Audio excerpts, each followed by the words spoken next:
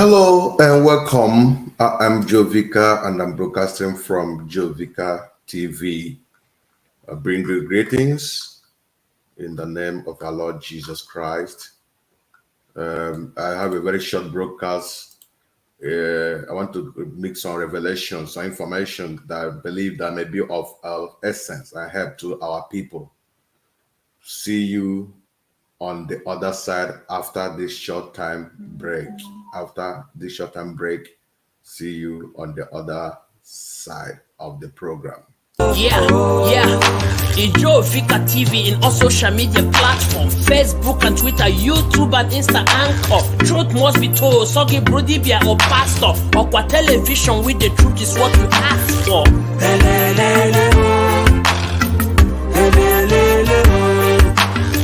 This is Jovika Television.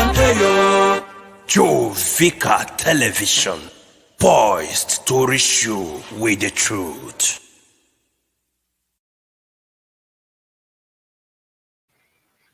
This is Jovika Television, and we are poised to reach you with the truth.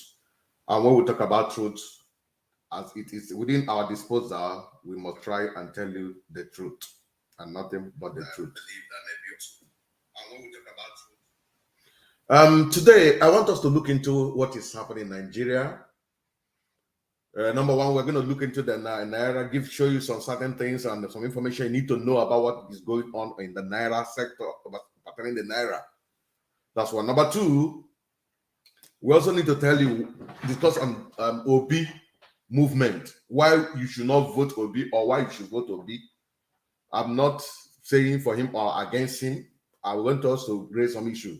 And if you can permit me, I would like you to give a call. Tell us why you think Obi shouldn't be there. Let's discuss like family. And if you also think, tell us why you think he should be there in your own opinion. But I want to give you some vital information that will be of essence to you.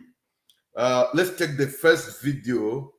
Okay, before the first video, let's go for that. Permit me to pray. Our Lord and our Father, we give praise to your holy name, committing our discussion into your able hand, asking you to take absolute control. Lead us through our country, where they say we are, where we are born into it, which are grown up to see that place we are is giving us heat, where it is not conducive, it's not palatable. And Lord, we are no longer comfortable with the situation. We want to see your intervention. Let all the effort people are putting to get us in the better side of this life in that country happen. If it is your will that we should say go a separate way, let your will be done. If we want us to stay in that place, Father, we pray if we stay on based on how it shall be to our own conduciveness. We need your intervention. But with the things we have seen coming, the revolution we have seen coming to Nigeria, may it give birth to a better nation, to everybody. If it is the will lead to separation, so be it. All I pray, let your will be done. Thank you, Lord, for hearing us. For in Jesus' name we pray. Amen. If you join, you are free to tell us where you're joining from. We shall recognize you duly. I want to plead with everybody to come around. Let's discuss about these banks. There are some clips I'm going to be showing you about all the banks that I displayed that here, the symbol here. I will also be talking to our people on some certain issues. We are looking into Ndi Igbo and Obidatti. Let them hear this on the Naira and banks all together. That is what I'm trying to let's look into them. So permit me, let me show you some videos for you in case if you have never seen it before. Let me show you some videos in case if you have not seen it. Yes, let's go to those videos.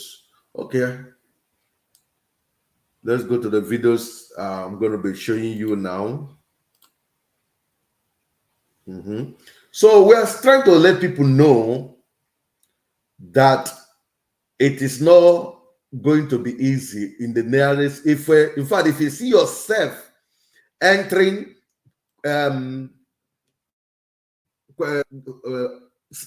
what do you call it? Ending March very well, without any trouble, without any death, anything. You need to be very grateful to God. If it's yourself entering March in good health, you must be very, very, very, very, very grateful to God. Let's hear this man and hear what he has. Let's hear this man. I think I'm on even name of what I know. Ndị be anyị na-asị na ọmụdụ ajọ onwe mmadụ ndị ka ọnụ akọlị ya ịdị ka ọnụ akọlụ gị ndị mita na kwuru na ndị niile ba ji alụ ọrụ na ndịda anyị ya niile ka ha na-akpọ useful idiots.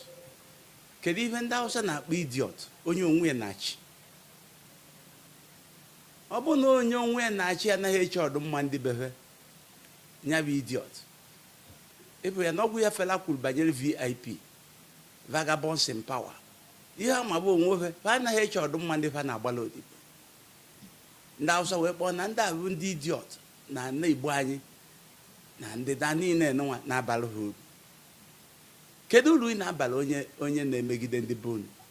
Kedu uru ị na-abalị ndị kpọrọ gasị? Kedu uru ị na-abalị ndị na-egbu isi gị? Ha wee chọcha ji ọnụ ha kpọọ unu useful idiots. Enecha m anya ọ na ncheta ya otu ana m akwari ya kwa abalị. And nke wutezi bụ mgbe emechala primary ise emere ka aha onye ji achịnị na PDP ka aha onye ji achịnị egwegwu agreement ndị PDP meni ahụ n'one gara aga na-emekwenye eke mgbe na ọ na-abụ ndị ugwu chicha ndị ndịda achịwa olu n'oge nke anyị nwa kpechiri na be anyị amanchi ọdụ ka egwu ka amụ mana ihe gbaziri anyị ghara ịbụ na ndị gị na ha nọ kpaalụ na ibe ya eme jụrụ mmie ị ka nọrọ ebe anwa adịghị nọzi eme gị ọ bụrụ na ikwutenwu ha ọnụ gị n'ime ụlọ ọ bụ na ilo ka ihe ekwutenwu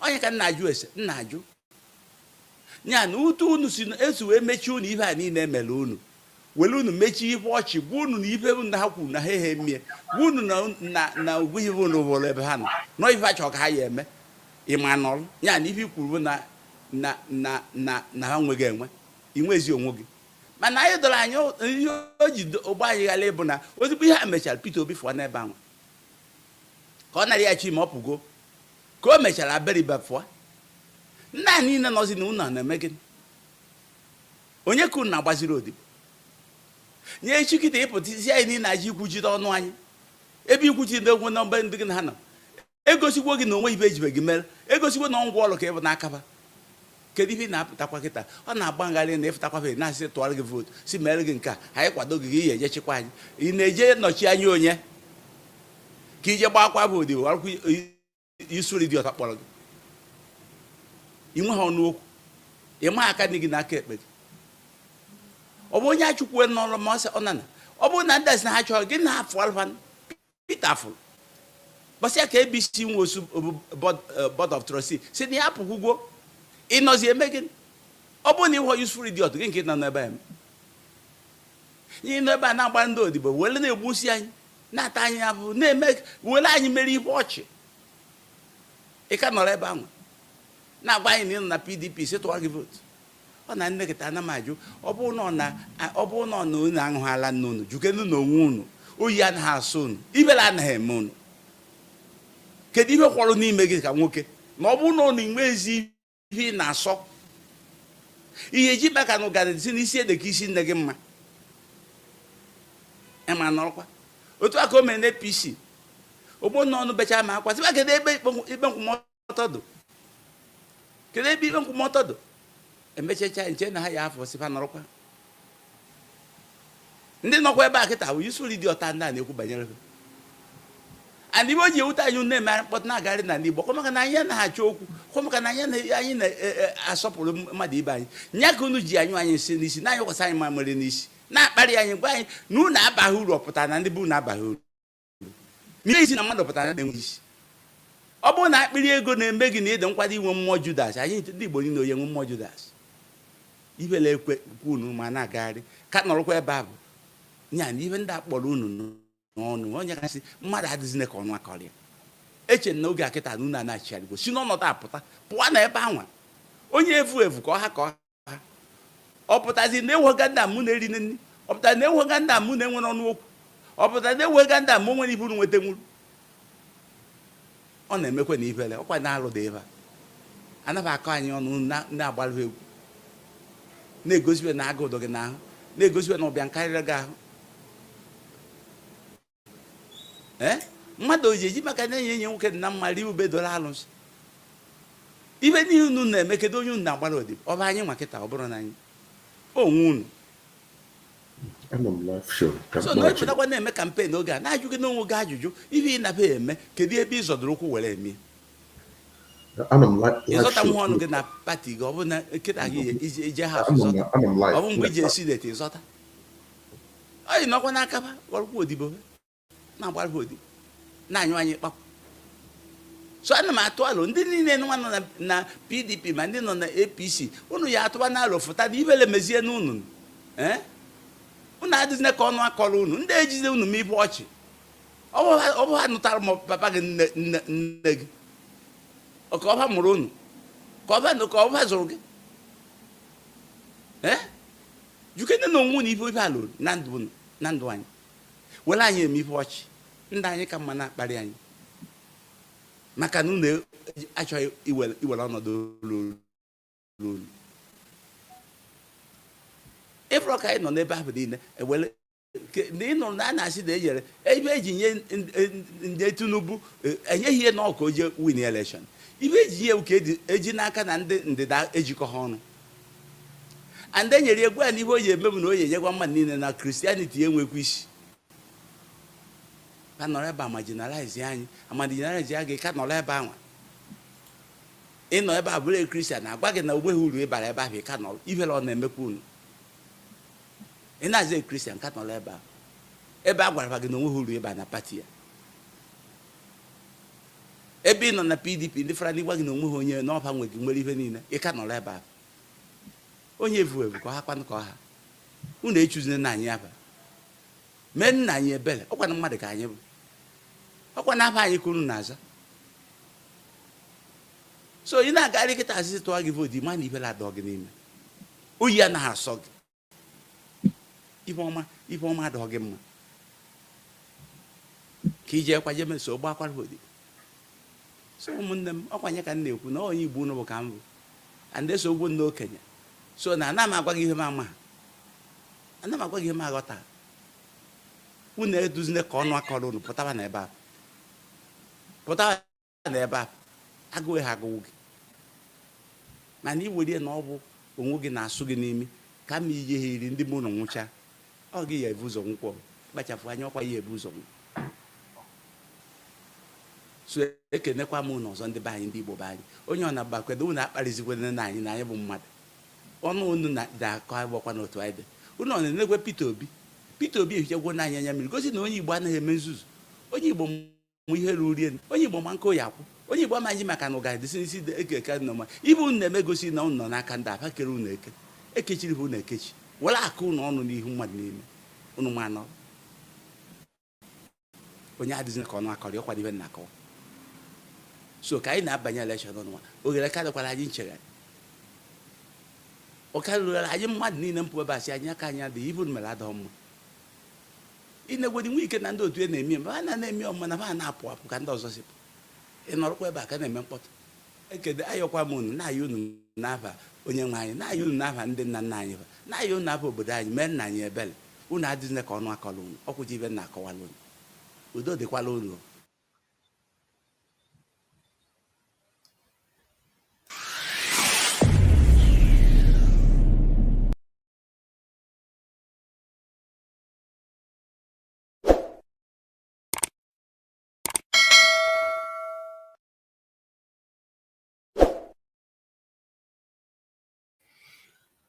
ndị be anyị unu nụrụ ihe nwoke a is not less than nwoke a getting to his 90 years now.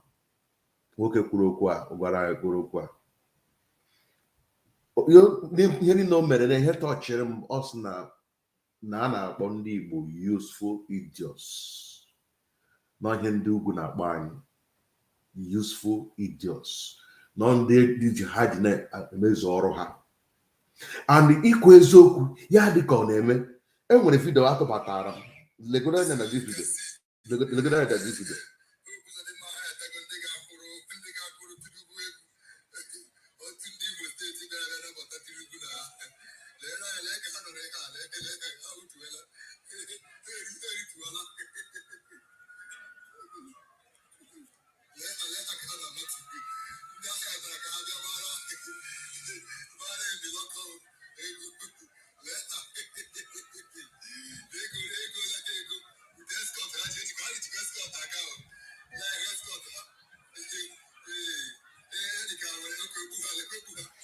So, if peradventure you didn't hear what he was saying, I want to hear the husband there. I got a higher, governor of Imo State higher, and they got a many Emiloko rally. They got Kuriegu.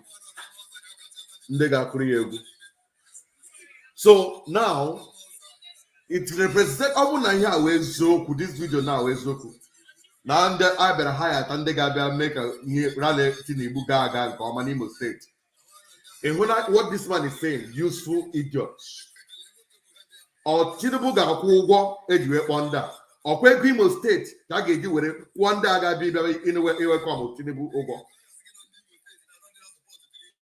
The man say now, I'm not going to support in Imo State. But the paper they were brought. I may go support some more videos. These people now were brought from somewhere. I want to believe most of them are not Imolite. Most of them are not from Imo State. They were brought from somewhere. Now, this old man say, now I'm useful idiot because I know about humble, I know about old people. I never had here to achieve their set aim. Now, how they divide and rule? Have you heard about it? Time I know why. I know why then. How they were here. Yeah, they were just like a company, they make be good at that. I'd have to be at my power here. And I know how they remember. They were not Shell, IG, and many of them, but Shell the worst. Shell, Obodo Chopper, Shell behind Oboda, because everyone over them no email, everyone man Oboda. I'm the way they were Haji, cannot talk. I convinced the president of the Taino president. And all the is nobody. They bring it divide and rule. Government, I got a hospital in that community. I got a juzo. No, measure hockey in it. In my me tell the thing. I got cost about 40 less than me now. Everything will take not less than 17 billion naira to fix that community. How all the chief presidents, yeah, the executive, now 10.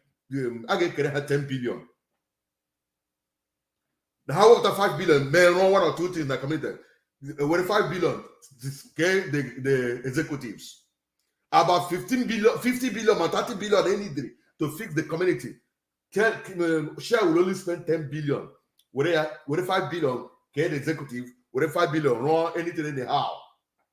I got to stand down. By the time the executive, we need it.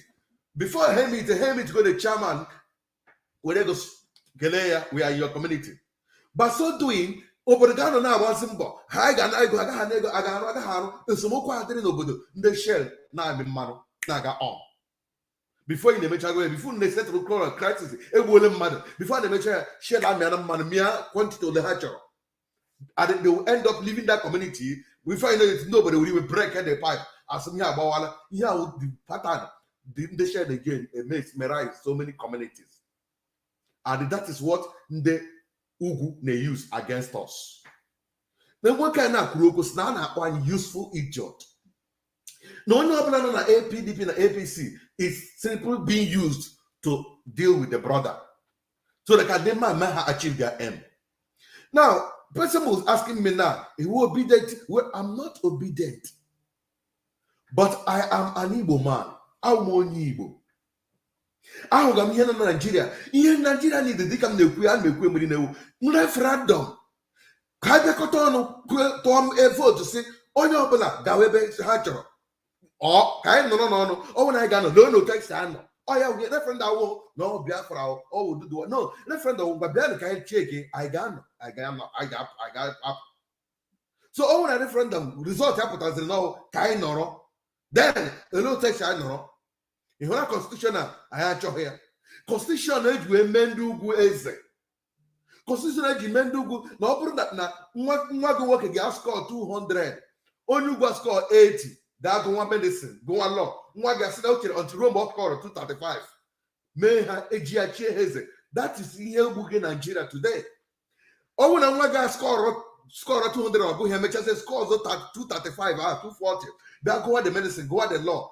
Oru mgbe o nwetara ọrụ gochara enyewa ọrụ ewere onye ugwu ji 80 the same result the same exam elekwara onye ugwu ji 80 banye na the same exam eme ya onye isi na judiciary n'ihi na gịnị constitution nyere ha power ha na-eme ihe dị otu a ikwu ha sị gị na work according to the constitution. Now many people na say ha chọrọ Obi na ihe ha chọrọ nwoke destroy ya constitution akwụm ebe ahụ ụfọdụ sị mba achọghị Obi achọrọ Biafra achọrọ nwere onwe achọrọ Igbo nation achọrọ different reasons mụnụ nụkwa ebe ahụ mana achọrọ m ịjụ ajụjụ ele anyị unu chere gain ụzọ dịka izia inweta this particular constitution remove ya or Biafra remove ya. I want to ask this question. Now ọ bụrụ na isi aga enwe election n'ala Igbo fantastic, it's a way of civil disobedience all the more like that, very very nice, but I want to ask, but Akwima na aga result me I hope you know that actually go down and that one no be now all na result onye feel ga o ga favor ya favor article or article ga-enye gị that particular freedom ị chọrọ or article ga change the constitution the same people ya favor Emiloko or Emiloko ga-enye gị the same thing jụrụ now or ya ga-enye gị ya ka ọkwa so. These are the things I've been reasoning because more than even the constitution which or through referendum or through whatever destroy that is where I stand. That is my own point. Mana, more feel going through your own person, only more lawyer, only mama lawyer, see oga gonna go here. Is either you do this or I naga chip here. That is what I am thinking. I may be right or wrong. Don't you think no one onye nke nọrọ ọ ga-ege m ntị anyị dị ka ndị nọ n'ime moto na-eti mkpu ka emepere anyị ụzọ ka anyị pụta mmadụ dị ka Buhari a nọrọ dị nọrọ n'akụkụ baaki anyị ajụọ ya sị no idea, I don't know what you're talking about because ọ nọ n'Igbo onye nọ n'ala Igbo ọzọ ka ị ga-ewere tinye dị a gaa n'ụzọ ihe ị na-ekwu. Don't you think n'ime onye ka anụ olu gị ịnwe mgbe ga-megide anụ ka nwanne ya na-ebe akwa si ihe a na-ebe akwa ka elebara ya anya uche onye adịghị njọ. Ọ bụrụ na nwoke adịghị close 90 years old man now we come out na-ebe akwa na-ekwu okwu arụ bikodo obi iwe si ndị Igbo gịnị ka anyị megide ya mekọdị na ngwa ga megide ka hapụ na-adị useful n'aka ndị iro anyị. Okay, ụfọdụ sịkwana na onwe ihe mere ndị egwu ekwe utu Peter Obi ewinye ọ ụfọdụ sị therefore now nwanne gị na chi ga-anata ihe na mba gị sị na ha ga-ekwe enye ya why not kwado ya ga ihe ahụ ikwuru amụma ha iburu ma ihe ahụ ịma wee eziokwu ya mee o megesị akwa ikwuru ma ekwu. Why not so ke mgbado aba m na ndị a ga-ekwe gị mgbado don't worry gawa let's see you ka ihe otu gị cha na-agbasị afọ. Onye makwa na uche Chineke onye ma uche chere otu Chukwu chara ọrụ otu gụnwa chara ịma ihe Chineke planụ ịma ihe Chineke bụ n'obi ọ chọrọ ime ma ọ chọrọ ka o si ebe ị na-atụ ha anya eme ihe ahụ ibu n'obi. Ị hụrụ ka a na-eme ya accuse ụfọdụ sị na onwebeghị ihe okwuru ọ ga-emere Biafra onwebeghị ihe okwuru ọ ga-emere ndị Igbo. Ọ bụghị a president ndị Igbo, he's the president of the whole Nigeria. Ndị ugwu feeling na ọha ọnwa obodo. That's why ha ga-abịa ha bịa sị what will you do to the north?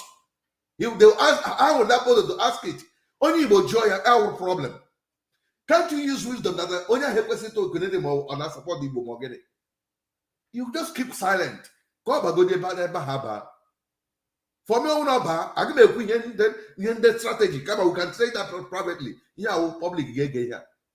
So, Ndi Igbo ana mari unu di karido. Ka ye kwele ka mmadụ deceive why. I try maybe have that oh, I come up on ọzọ bụla Now my platform, I won't have to come because I want the type of bounce on people. Every program email, give like a one blogger, now Facebook, YouTube, Maureen Badejo. Every program Suleiman. Every program, Suleiman part 1, Suleiman part 2, Suleiman part 20, Suleiman part 200 and something video, only on one man. Suleiman. Oh, maybe they get the guy that wasn't different YouTube a block or short or now. So I don't believe now every them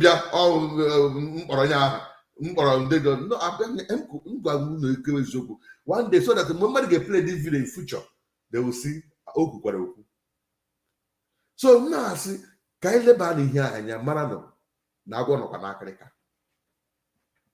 somebody said that I can sit at home to track balance, not to tell them that about the civil obedience. So bad. But when is the matter for you to shoot the sit at home? Why didn't you do it? Every video show now we back and get what on the mother back Tinubu's campaign na Igbo. I thought I would have expected them to do this to come and stop them from doing that campaign. That's about that. So advice on that particular would be something. Let us guide Chade Chiche. Manana nke ha. Onye gwere ntị ya nọrọ, onye nwekwa ntị ya hapụ. Ogbu mere gị ihe ọjọọ, o gburu gị mbụ, o mere gị nke a. Onye ka ọzọ ị ga-ahapụ ka o win, onye nke dewere gị ndụ. Many people kwadogo Emiloko now. Ọha man Emiloko kwafuru ọbara na Lekki. O doro m anya that na as ndị ọbụla na-akwado Emiloko, ọbara ndị egburu na Lekki ga-hunt kwa those people somehow. Why? Unu na support onye gburu ha. Ndị amege revolution na kwafu ọbara ha na Lekki. Anụ na ebe na-akwado ndị kwafuru ọbara ha sị ha ya rigoro na power.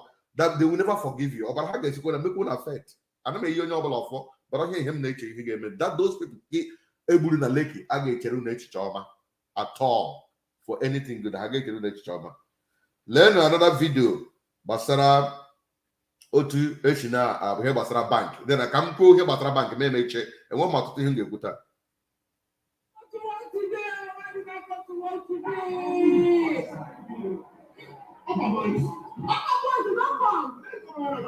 They just carry pots now, they just drop them, everybody just run. I think they are the assassins now. I don't know why I'm going to wait to go to say. Just say, one chance for you to go to carry me go out. They don't say,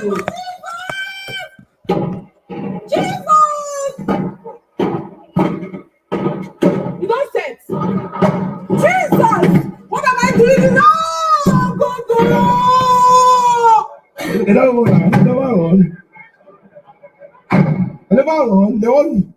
How am I going to go home? Go down. Just come down.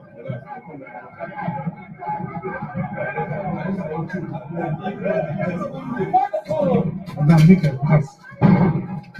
Just calm down. Why the call? No, where is it from?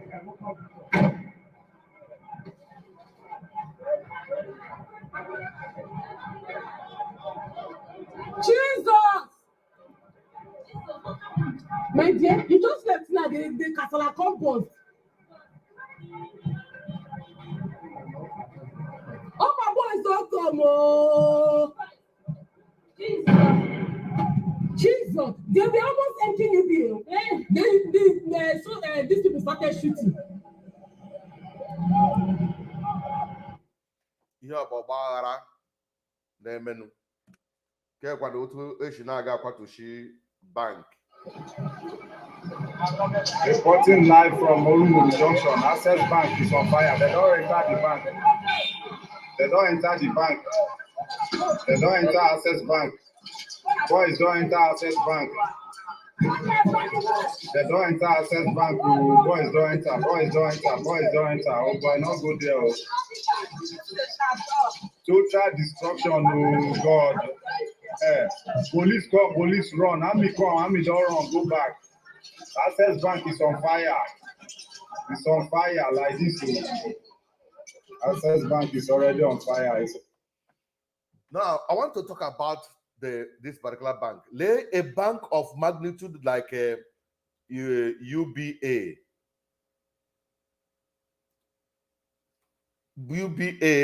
Access Bank, Zenith, First Bank.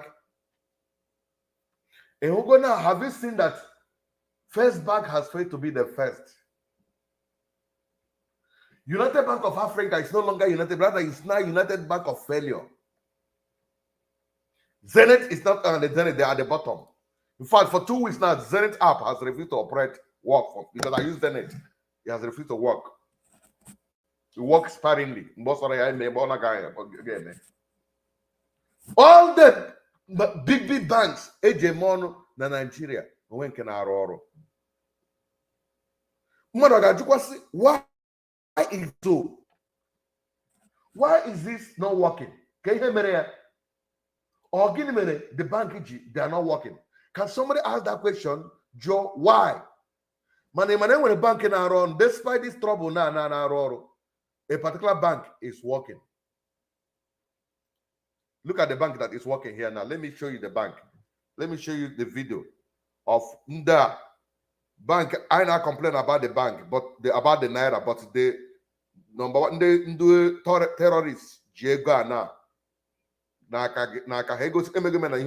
I want to still show you again. Nda this morning, they distribute here. While the Ghana bank, you can't get the money. Before I show you this video, am I correct? Sorry. So let me show you this video. Come some kind of n'ime mmadụ a na-ahụ ga-abụ achọrọ m ka ị gwa m onye n'ime fa ọ dị gị ka ọ ya nwa ga-efere iwu Nnamdi iziri Nnamdi nọ na nga ọ Buhari hapụgoro ya na nga ọ gafee 2 years jụ na ọma nkwa ife kọtụ kwuru ọ Tinubu akpọnye Shetima ka Buhari wee bụrụ obi akpọ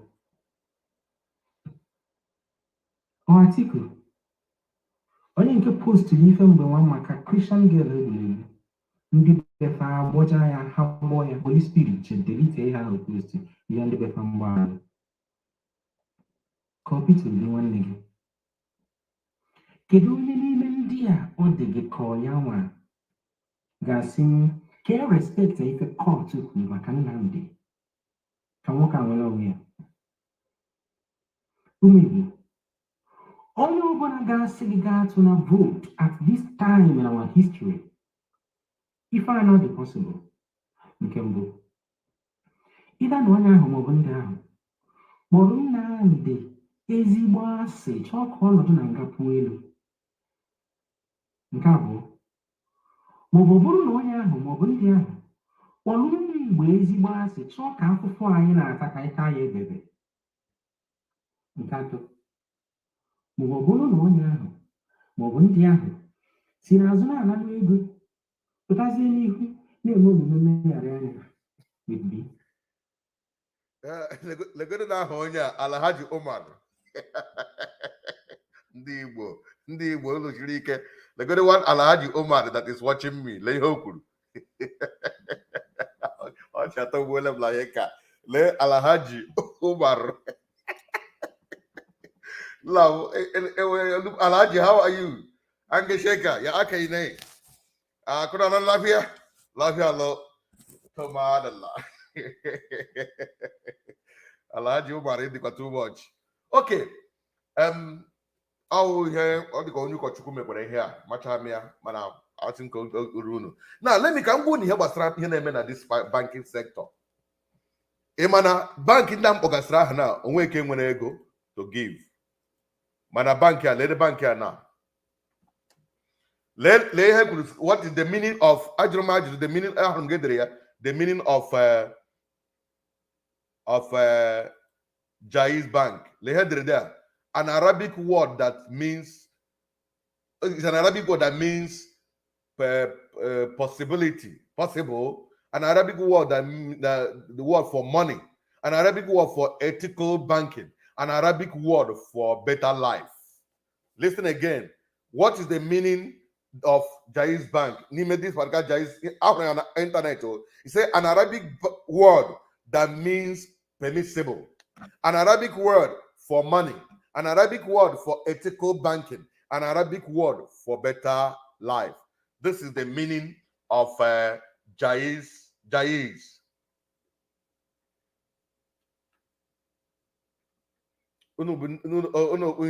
This is the meaning of Jaiz. Now, this Jaiz Bank now, Unoma Joe Ibokwe wonye APC. O believe when I remember ndị be ha. Joe Ibokwe bere akwa sị na ya gara na UBA na ọhụhụ ego na bank. Yero there, but I na na this bank, Jaiz Bank, when I go to circulate. That's Hachi, but on a Jaiz Bank, when a few branches in Nigeria, how did they get the money they are using to circulate? Yeah, present the big bank, UBA, Zenith, Access, and where go. What is happening? He has sabotage. Joey Bokwekuria, in his own words. I come up there play with the video here. Now, Bokuria, Maga Mary side, Jaiz Bank, who are they? Jaiz Bank is the bank of the northern people. All the executive, board of trustee, Wundugu, Mandengu Wundugu. Now, Bele him gonna get here now. And now going to Jaiz Bank, the meaning, an Arabic word for permissible, an Arabic word for money, an Arabic word for ethical banking, an Arabic word for better life. Manaju, I when any tribe in Nigeria now so Arabic. And when any tribe in Nigeria now so Arabic as their language, the answer is no. Eleho juwuru Arabic word ka gejimepe bank. Elehe bank ya juwuru kwa ya una ndi ugwu na ndi na akwisha nda alakoba ona ni hanwe no na the board of trustee bank ya onwe onye obodo ọzọ na ya ona ni hanwa. Why? Olehe jukwa buru hanwa nwe ego na circulate ego. That will fail me. I'm the video now. Ebe hụrụ ndị a na-enye ndị ugwu ji ego na ekere onwe ha ego. We don't want to money. They give us our own money back home. But Amagege, Okowa, all of them they wish. Sinubu, all of them they wish. We don't want to money. We don't want to money. Ị hụ na biko n'ihi na ego anọghọzi n'ụba ego ụmụaka ewere ezeghi na-ebibi ụlọ ụba ego n'ala ya n'iyi. Ụfọdụ ga-asị na ọ jọrọ njọ, ọ jọgburudere ekwesịghị na-ebibi akụ ụba ọhịa dị mma, mana m na-ajụ gị n'ahụ ele ihe ha ji na-ebibi ihe ndị a n'ihi ndị a enye ha ego. Unfortunately, these people enweghị the money to give out, but the Jaiz Bank nwere the bank. That is why now I need to get this video ka ịhụ gị gaa na vidio m na-egosi gị na gị hụ otu ndị Igbo si na-eke ego a na-achọ ego a na-achọ ebe ọ nọ, ego anọghị, ndị ugwu na-ekere onwe ha ego. Ị gaa na bank ị gaa ahụ the money, but ọ nọ n'aka ndị ugwu. Gịnị na-eme? Why? Ị gaa na bank ka ị were ego ị gaghị ahụ the money, mana ndị ugwu nwere the money to share. Ma na-ajụ why is it so? Ka m wetakene gị the video ka ịhụ ya. I just pray I will see the video. I know here na-ekwu ekwu gbasara the money, mana ndị ugwu nwere ego a in quantum and they are sharing it. Why? Nke a na-eme na Warri Road ọtarakwa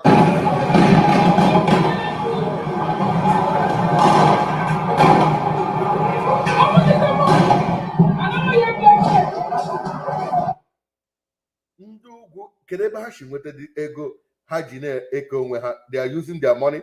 Anyị nwa nọrọ here onwe ego ahụ.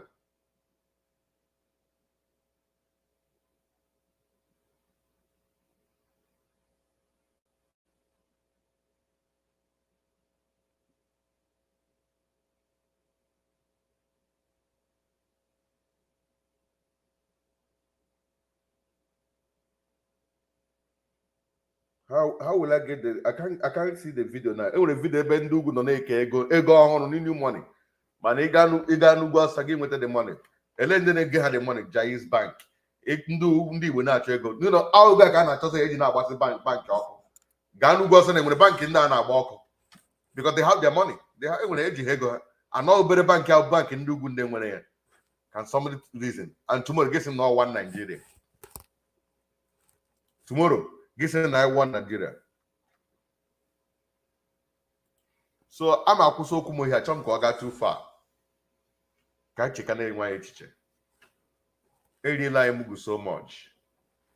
I chọrọ nwere onwe. Don't you think na nwanne gị ga-anụ olu gị nye gị nwere onwe? I chọrọ nwere onwe. Don't you think na nwanne gị ga-ege gị ntị? Because ajụọla ya na asị na ya bi na ndị niile na-adọ ndọrọ ihe ọbụla a na-adọ ya na ha ga-enwe dialogue, ya na ha ga-anọkọ ọnụ. Don't you think na ọ ya ga-enye ya? Ana m ekwu uche m ihe m nwa na-eche. Uche anya dịkwanụ njọ. Ọ bụ na m kwutere ya, ọ dị m ọkwa na okwute ha unu egbule m egbu. Ma him na asị ka anyị wepụ n'aka enwe n'ofe ka hapụ iwu na anyị na-awụrụ ndị a useful idiot. Ka anyị ji indirect way na-asa abụ ndị ugwu.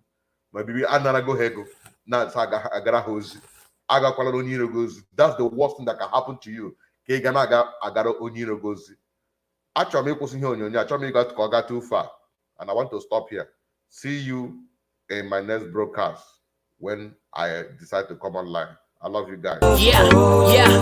Igbo TV in all social media platforms, Facebook and Twitter, YouTube and Insta Anchor. Truth must be told. Sogi Brodibia or Pastor. Okwa television with the truth is what you ask for.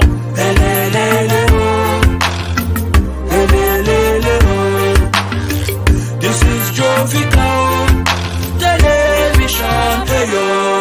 Jovika Television.